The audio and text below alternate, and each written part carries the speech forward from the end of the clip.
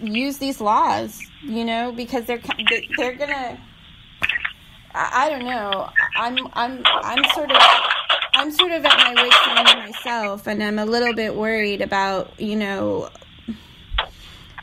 what it's going to come to, because the people are just being pushed to their limits. Well, it's being pushed by members of the American Bar Association. Members of the American Bar Association have hijacked our republic. We have no longer a separation of powers. We have a group of members of the Communist Party, because that's what the American Bar Association is and who was created by, that have infiltrated the executive branch, the legislative branch, and the judicial branch. And by them infiltrating all three branches of government, we no longer have separation of powers. Yeah. And they have hijacked our republic, including our learning institutions. And the prime example is Common Core. Common Core has dumbed down America. But this is a prime example. Why is it that when you go into the library or to a museum, you don't see a copy of the Declaration of Independence?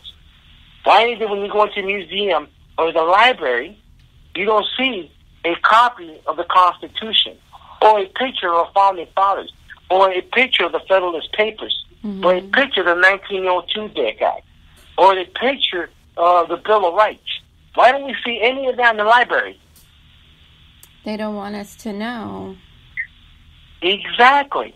A prime example. And as long as they can feed us Coca-Cola, potato chips, baseball, basketball, football, Hollywood, and other entertainment and music, that's the way to keep us dumbed down. And, and that's what the American Bar Association is doing. As long as the people continue to be dumbed down, they continue to laugh to the bank while they steal your children, your money, your land, your lumber, your water, and minerals.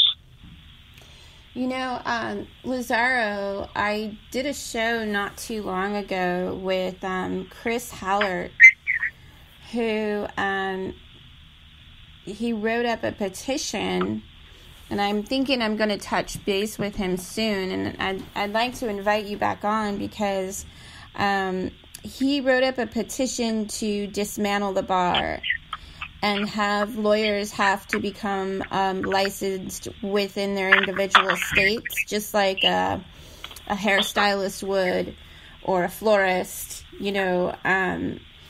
He's actually petitioning to do this, because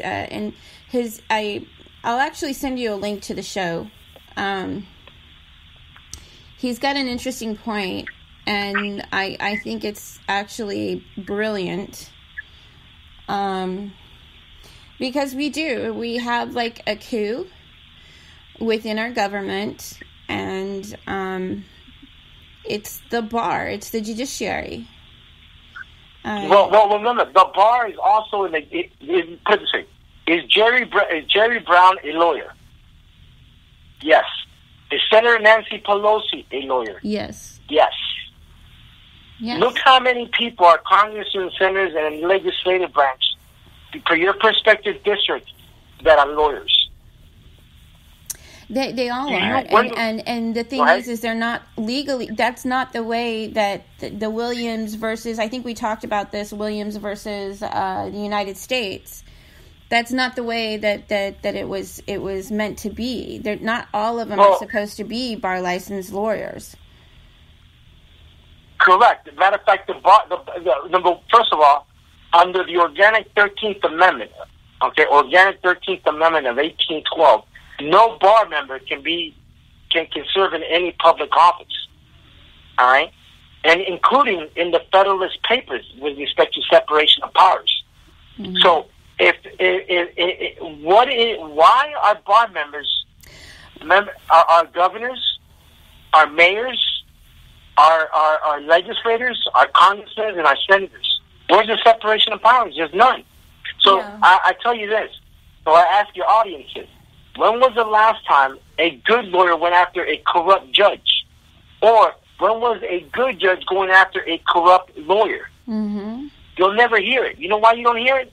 Because they pay dues to the American Bar Association, which is a corporation and not a government agency. So what do you think they do for these dues? Special favors. That's how they continue to roll in the dough, the money. Mm-hmm. Do you think they're going to shit where they eat? No. No, no, they're not going to go shit where they eat and go after their own bar member. Because it's not advantageous for the American Bar Association. Because you got a corrupt judge and a corrupt lawyer that are making money hand over fist. And they pay their union dues. As long as the bar continues to get their union dues, they don't give a rat's ass. How about you or I going against corrupt judges? Look how many corrupt judges we know. You have Cheryl L. Gleason. You have Mark Ridner. You have Andrew Gwenny from Alaska. You have Gloria Navarro from Nevada. You have Anna Akins from Georgia. Oregon. You have Anna J. Brown from Oregon. And what about California? And the whole Ninth Circuit Court of Appeals in California. Oh, it's bad in California. I don't. But you heard it. You heard it from Lazaro. Actual names. So if you get assigned these courtrooms, don't even set foot in them. Just go back to the clerk's office and ask for a change of venue. You definitely change the venue, or at least when you go in their set jurisdiction, because they are operating under statutory law.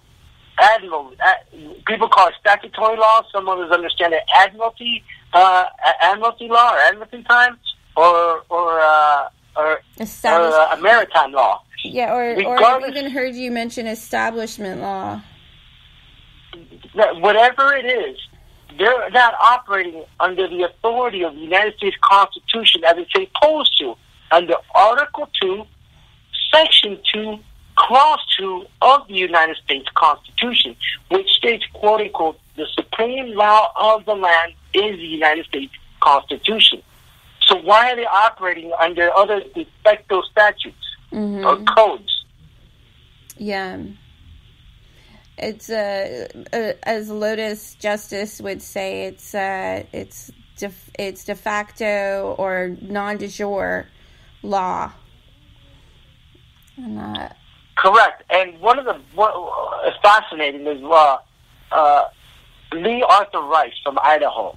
And if anybody can go into Facebook and listen to the gentleman, he's amazing. He perfectly well articulates everything. Matter of fact, he has a case going on in Idaho, going after these criminal bar members in the police department.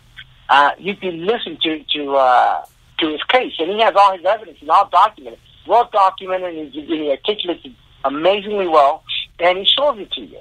Mm-hmm. So it's there. So you can't. So it's not tainted. It's not altered. It's not fabricated.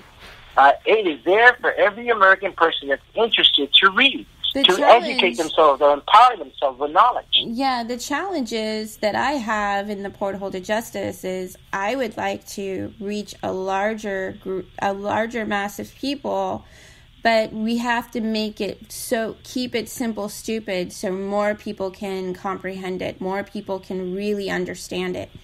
So, it's sad that we have to go that route. You perfectly articulated. We have to dumb it down. That just demonstrates how good the Bar Association dumbed down society. Yeah.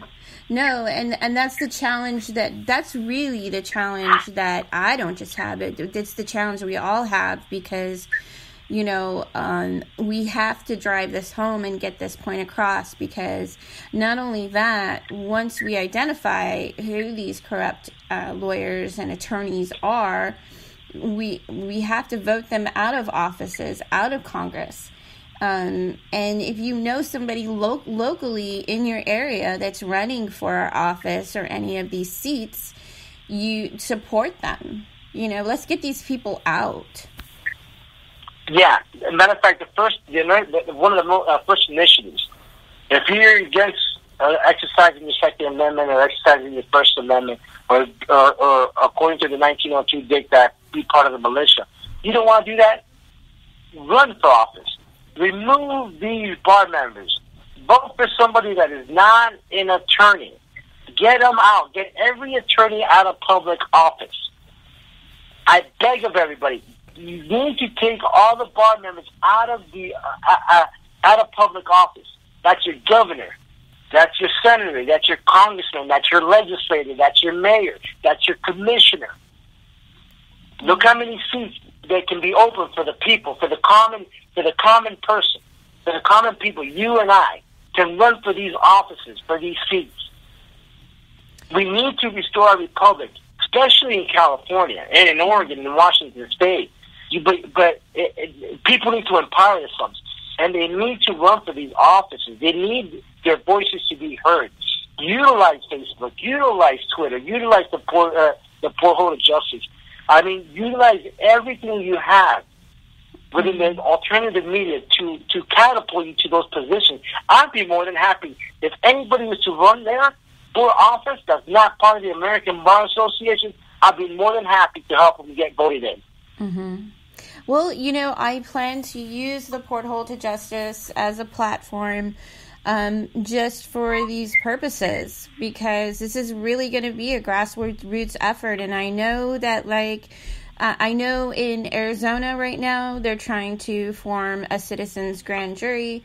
I know that in Kansas, Jennifer Wynn, who's been on the show, she's forming a citizens grand jury.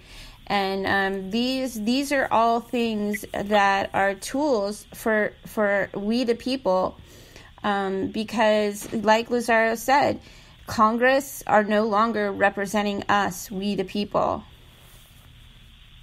No, and matter of fact, under United States versus Williams, you can start a common law grand jury.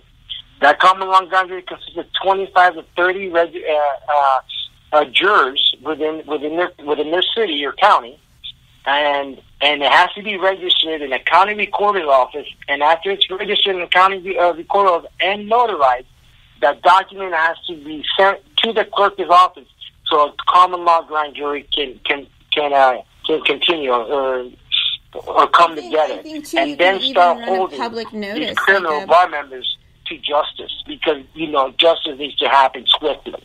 Mm-hmm. Yeah, we've got to start really trying to organize. I know we seem sort of unorganized right now, but slowly but surely, I think the troops are forming. People are coming together, and it is becoming more cohesive. So I hope so. I mean, because how many more children do Child Protective Services have to steal? How much more land, minerals, and water do the Department of Fish and Wildlife, the Bureau of Land Management, and the U.S. Forestry have to steal until the American people wake up? How many more times do we have to go into these corrupt courtrooms and what do you call it, and bankrupt us? Yeah, and it's the same. Money. It's the same How much play. More do we have to take? They play out the same screenplay. It's like going onto a movie set. You go into that courtroom, and it's like you don't even have to be there. They just go through the motions. You come out with whiplash. It's yeah. How many more times and how many more people have to go to the slaughter? So true, Lazaro. Thank you. I got to wrap it up soon, but yeah, let's try to pull it together and somehow get your Skype working so that I can get you on with Chris Hallert, and we can touch base with him. And I'm going to send you over a copy of his petition to disassemble the bar. Oh, that'd be amazing. Yeah. That would be awesome. Yeah, it's really good, too. It's a really good read. He did an excellent job. So, okay, well, thank you so much for coming on, and I'll look forward to that PowerPoint. You and a lot of people. I just want to say thank you. Yeah. Thank you for your time. I mean, this is awesome. And to your audience, I appreciate and thank you for the opportunity. But I hope you guys can circulate this for every rancher and every Native American and every family that lives near or around a national forest monument. Because at the end of the day, this information is for you. And when fire does break down around your area, it'll affect you. And this is the whole purpose of that, is to educate the American people. Well, I'm going to be posting this in about 10 minutes, and I'm going to send you over a link, and let's make sure that this gets spread far and wide. Absolutely. All right, Lazaro, I'm going to wrap it up. This has been